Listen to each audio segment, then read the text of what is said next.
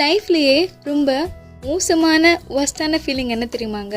நம்ம யாரை ரொம்ப முக்கியமாக நினைக்கிறோமோ அவங்களுக்கு நம்ம முக்கியம் இல்லைன்னு நினைக்கிற தெரிய வர அந்த ஒரு மொமெண்ட் தான் இல்லைங்களா?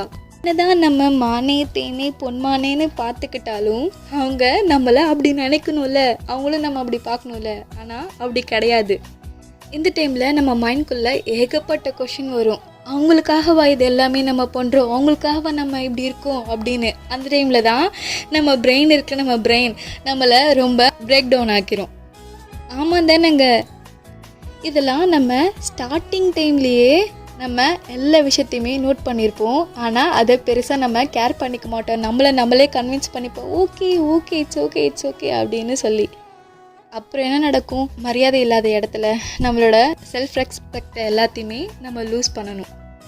நம்மளோட செல்ஃப் ரெஸ்பெக்டை லூஸ் பண்ணியும் நமக்கான ரெஸ்பான்ஸ் அவங்கக்கிட்ட ரொம்ப கம்மியாக இருக்கும். கிடையாது.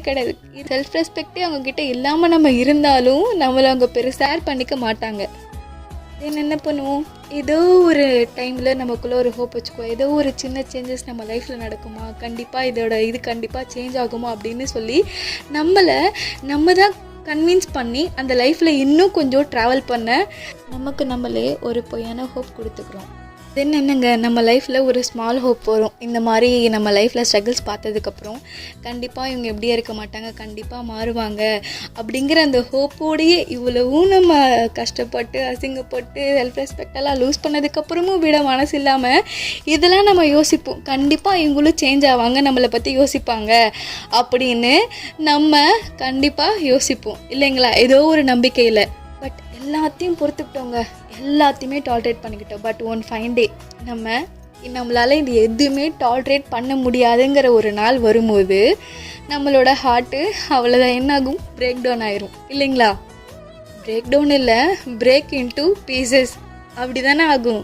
ஸோ தயவு செஞ்சு சொல்கிறேன், it's okay to like someone but not losing your self respect. புரியும் நினைக்கிறேன். கொஞ்சம் திங்க் பண்ணி பாருங்கள். கஷ்டம்தான். நான் பேசுகிறது உங்களுக்காக, உங்களோட செல்ஃப் ரெஸ்பெக்டாக தான். கொஞ்சம் திங்க் பண்ணுங்கள் இந்த விஷயத்த. இங்கே யாருக்கும் பெர்மனன்ட் கிடையாதுங்க.